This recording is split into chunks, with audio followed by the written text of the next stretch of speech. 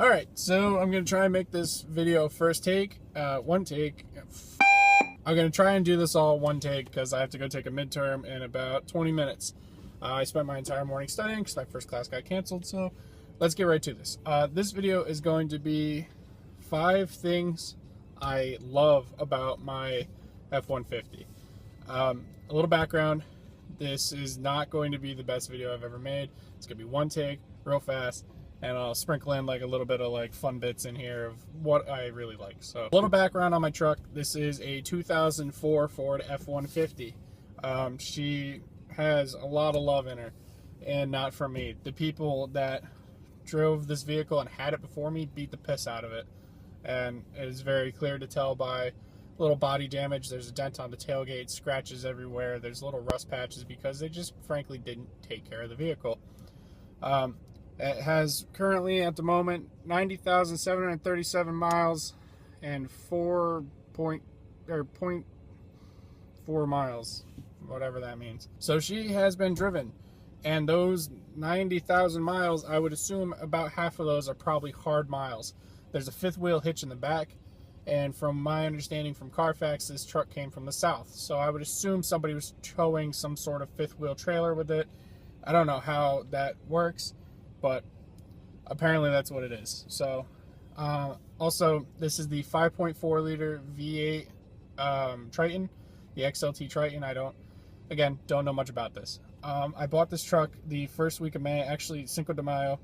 I purchased this truck, and I've loved it ever since. It's just a lot of fun. So a few things that I like about it. I'm going to do 5 and maybe more. Number 1, I really like the sound.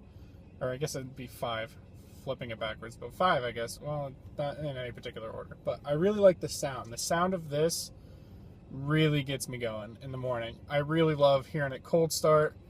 Just all in all, the sound sounds great. And I'm going from a V6, a Ford 24 valve V6. Not bad. I kind of like that. But the V8 rumble in the morning is just the best feeling to get you going. It's like its own caffeine in a sense. It's just great. Along with the motor, I like the motor overall, which leads to the sound. The motor, you can tell it's a V8 and how much power it's kicking out because you can feel the truck shake after you've driven for a little while, or you're just kind of sitting in it after you've stopped. You can feel it kind of like rattle just a little bit, which is, in my opinion, amazing. I love that. Number 4, I really prefer the way this looks over other vehicles of its time. What I mean by that is I would much rather have an 04 Ford F-150. We'll stick to F-150s to, convey different issues.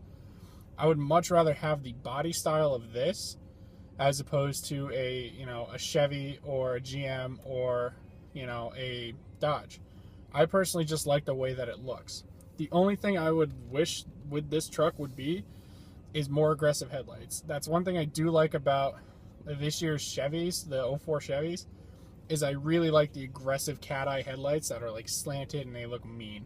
I do really like that. However, when you get into 09 to moving on, I do really like the GMC Sierras from, I believe I did check out actually at 09 before buying this. It had like 180,000 miles and it was a 6.0 2500, but I checked that out and I like the way that looks over this, but this was what was practical.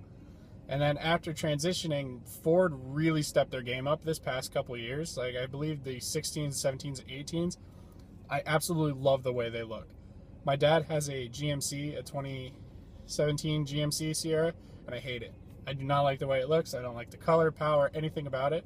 But the new Fords, on point. I love them. So overall, I'd say number 4 is the way that this truck looks. I really like, the bumpers. I really like the size, the girth of it. The interior is uncomparable. I love the way the interior is. All in all, I really like the way that this truck looks over anything of its. Number 3 on my list, I'm gonna have to go with fuel economy. A lot of people I know, example for video's sake, Nico, my buddy, has an 04 or 03 Dodge, he gets 11 miles per the gallon. I have a buddy of mine that's got a the same year truck, GM. I'm drawing a real brain fart. I'm really trying to spit through this. He's got an 04 GM. He says he gets about 11 to 14 depending on the day. This truck with the big V8, the 5.4, I average around 19 to 20 depending on how well I baby it. Now granted, a lot of that's highway. I drive on the highway maybe 200 miles a week, 300 maybe, depending on the week. And this gas mileage is phenomenal.